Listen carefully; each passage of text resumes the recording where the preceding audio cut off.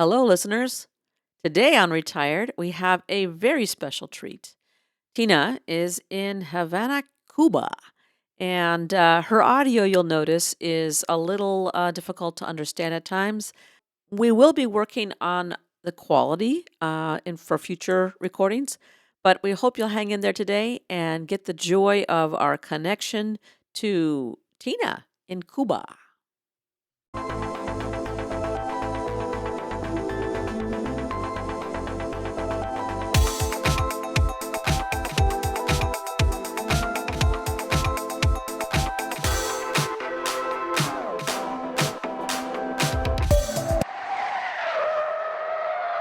Well, hello and welcome. I'm Sue Britz. I'm Tina Lokkbakk. Uh, Welcome Welcome. to Retired. It's the podcast where we talk about what life is like when we put on new tread, new wheels that move us to our next adventure. And it sounds like Tina's on a big adventure. I am, and I do have new wheels. All right, I'm, you've got new wheels? I got new wheels. Last time I was in Cuba, I bought an electric motorcycle, and this time when I came, it broke. So I met my second mechanic today who fixed it, and so I was able to drive down to the hotel, and my bike is now working after being out for a week and another mechanic failure. Okay, so I think this brings us to a new little spot that we have that is take our car or our vehicle into the shop. All right, well, welcome again. Tina's in Cuba and she's going to tell us about her taking her vehicle into the shop. So my first mechanic was someone that was by word of mouth in a small little neighborhood, and he came. We pick up mechanics there if you'd like, and we brought our mechanic home with us. Turns out my motor had blown up, and I had to get a new one, and then he fixed it. And then I was going to come down here last week, and the handlebar accelerator blew up, and then I had to get it towed. Luckily, I saw a neighbor driving by, and I got a tow truck. And today we went to the recommended mechanic who has a real good shop in downtown Havana, and it got fixed in an hour. And yesterday I went and got handlebars off the internet, wrong ones of course, but the guy made it work, and that's just the story here. It's steps. I'm learning it's steps. You just don't go to a mechanic and assume they have all the parts that you would need. Same as at home, but it's a totally different experience. Everything comes in steps and waves, I should say. It usually takes a big toll on your pocketbook. So tell me what that was like. I love it here because money goes a very long way. So my tow, which would be, like in the States without AAA, was a total of $6. And for the hour of service that I got was a total of 10. Plus I tipped him an extra $1.50. So today, under 20 bucks, I got my entire thing fixed. And I'm happy, they're deliriously happy because that's big money for them. So it was just a win-win. That sounds like an absolute win-win when you're paying them what apparently is a living wage and you're getting your repair. Even though there are the steps you have to take, things get done, and that's kind of cool. And I think that I appreciate so much here. What about your other car? So The the Cube. 57, the Yes. 57 Chevy, which has been in progress since November, I could cry. We found a second welder. He's been amazing.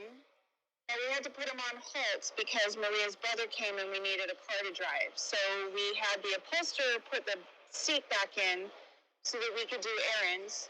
He left. Then there became all the problems with getting my car fixed, so we didn't get it in. And then, of course, as it would happen, this is the second welder who's facing now some health issues. was supposed to get back with us to begin on Saturday, has not. So Maria is currently, while I'm here, going to his house to find out when it can all begin again. And so another $400 later, hopefully this car will be fixed, and we can get the interior done, and then the last step will be the painting. But again, it's all going to rest on, can this welder do his part? And I hope for his sake it's not horrible health consequences. So I'll let you know. But it's a testing of patience, because it's been 5 months, 6 months. I don't know. We started November, so what is that? November, December, January, February, March. Yeah, we're on month 6, and it's still not done. And it's a different pace. It's very different. Well, absolutely, that makes sense that it would be it would take steps. But you think about it, that car is older than we are. Yes, It's an elder, so it needs to be handled carefully. it's an elder with all of the salty ocean humidity that eats away at the metal, and then trying to get metal and the welding wire onto an island is also a challenge. So there's so many pieces to the challenges. It's not like at home where you can just get anything you want delivered within a short period of time. Here, you just don't know. Whoever goes to Russia or comes from America with the goods in the luggage, basically, is what you're hoping and waiting for. So when you run out, there's no guarantee when it will come. So that's something very different that we don't have any awareness on. We're in a culture where you want it, you can get it, and you can get it fast if you pay for it. Let's move back onto our main topic, shall we?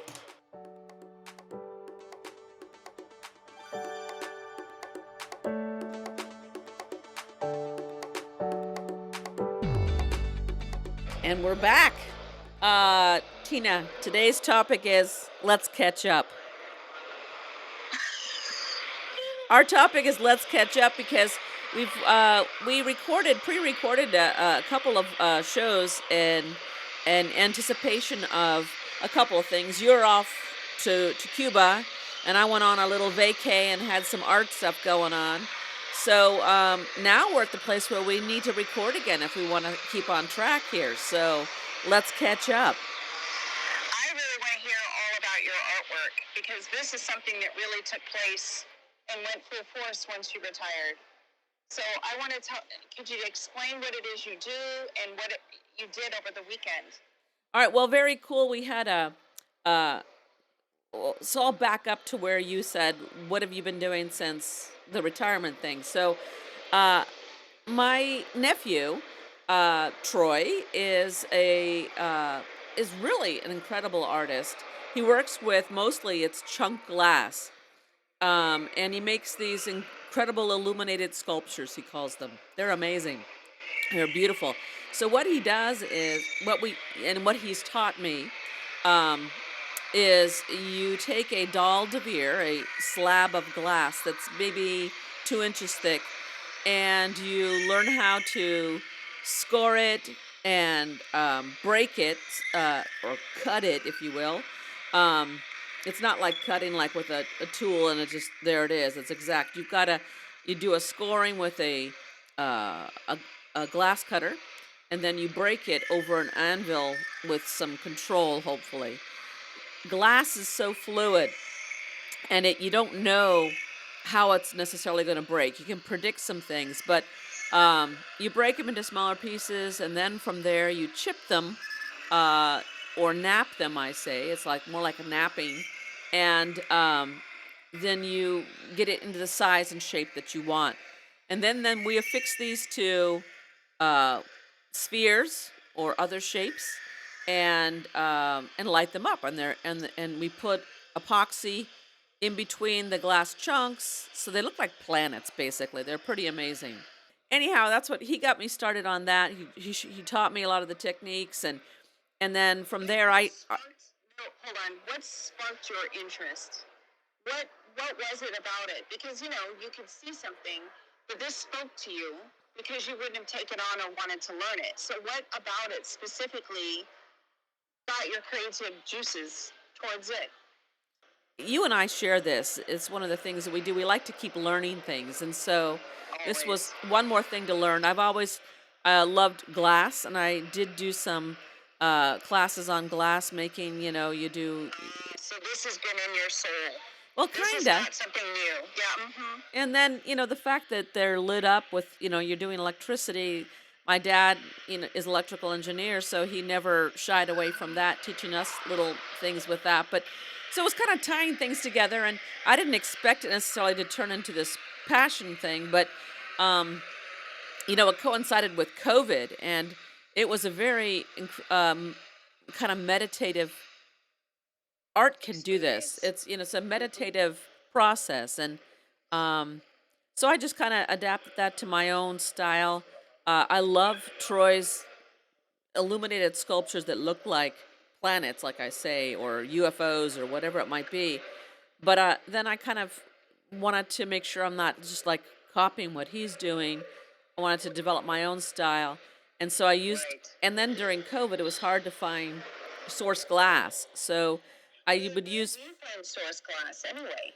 well, That was my next question. so you can buy. There's very few companies left in the United States that make their own glass anymore for these Wow. artistic purposes, and so the glass that we got was from Kokomo, Indiana, which is kind of fun. It's a tie back to my time in Indiana. Yeah, I was just going to say, is that interesting? It's back to your roots, Uh, literally. and then there's Blanco, Those and came your that's roots. on the East Coast. So everything costs a lot to ship because this stuff is heavy. But so you're working with Oh, expensive materials, and so I moved on to found objects, and yeah, that's kind of what I've done. And then for me, each piece is more. It's like an expression of something I want to say. Either I'm emulating an artist's style and exploring that, or it's an homage to somebody, maybe my parent, or to an idea that I have. So that's what I've been doing. so do you have a studio? And where do you do this? So that was the cool thing. This our city has an artist studio tour, like a number of cities have done, and I learned about it last year. We went around the tour, and I asked the people, "Hey, how do you get involved in this?" And they said, "We're happy to have you." So, um, Wow. yeah, and so what they did this year was they allowed us to put one piece into our local gallery to be displayed a month before the art tour to kind of generate interest and showcase Like a the teaser, yeah, appetizer. and to showcase the art for our town, and they do a second Friday art walk in our town, and that's kind of cool. So after that, then they we had these tours this weekend where you opened your studio. My studio is in my garage. It's the corner of the garage, um, and so I cleaned up the garage and tidied things up, and then put out on display some of the products that we used to make it, and then showed the lamps. And people were invited inside the house to come see the lamps. So that was very And cool, then, very fun to see. do, And people came by, and we talked about our art, which was pretty fun to do. So anyhow, yeah, that's what I was working on this weekend.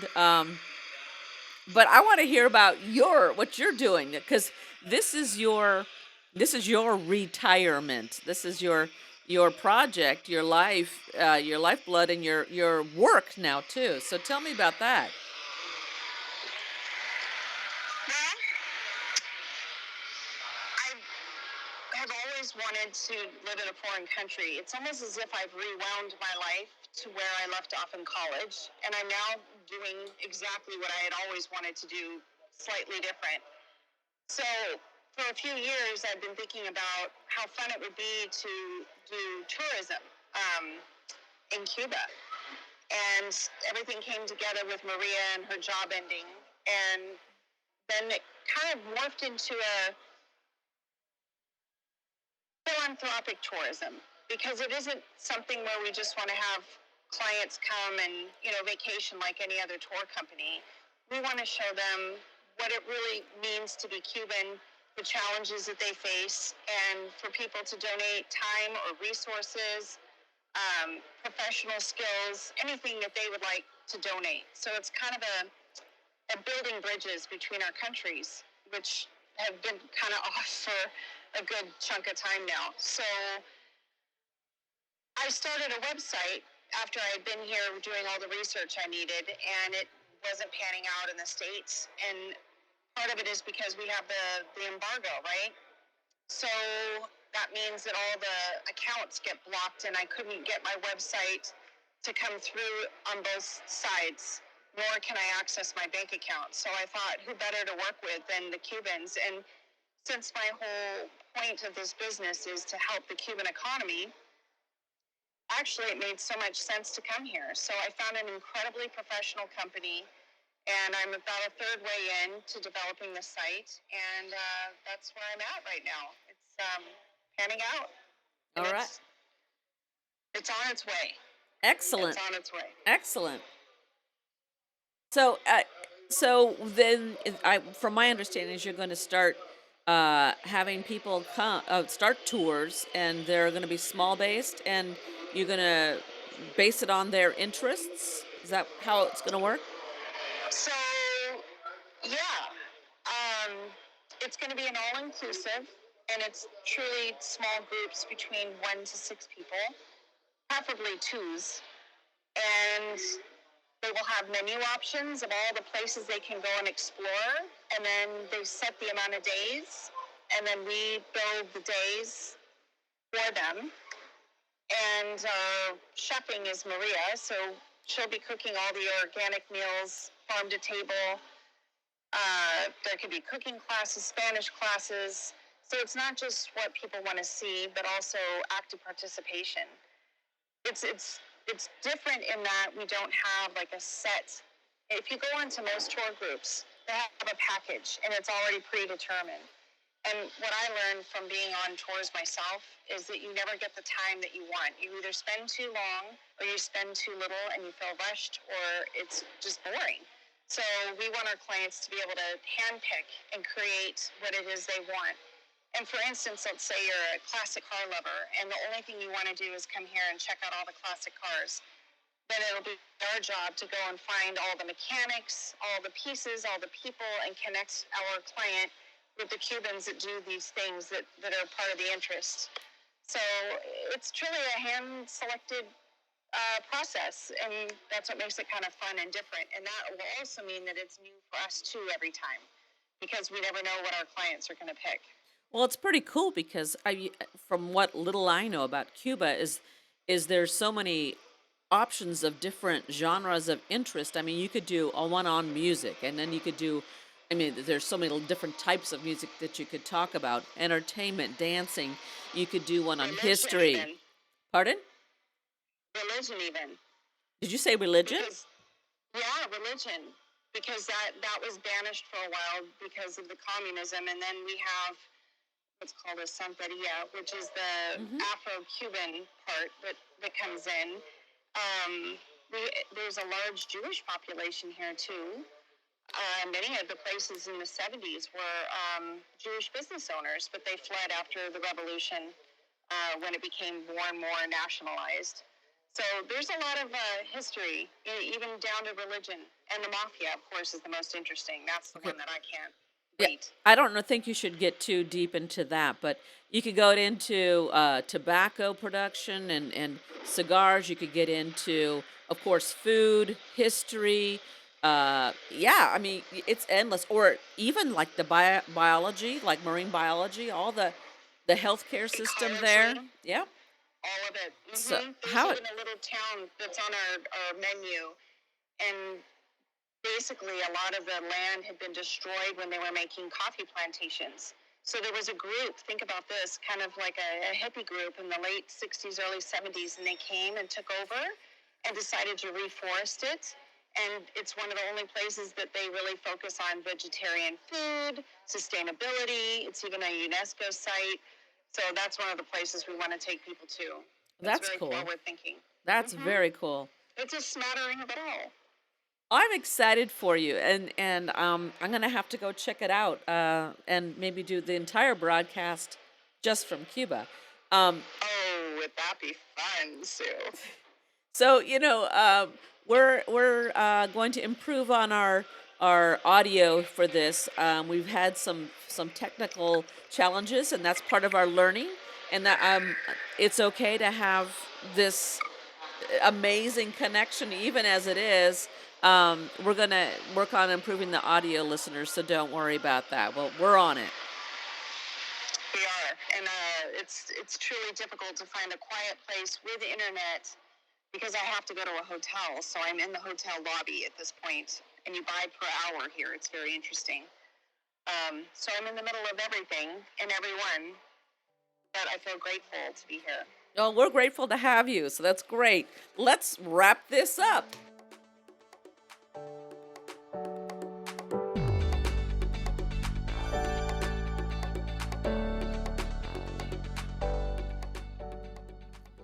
That wraps up this episode of Retired. Thanks for listening.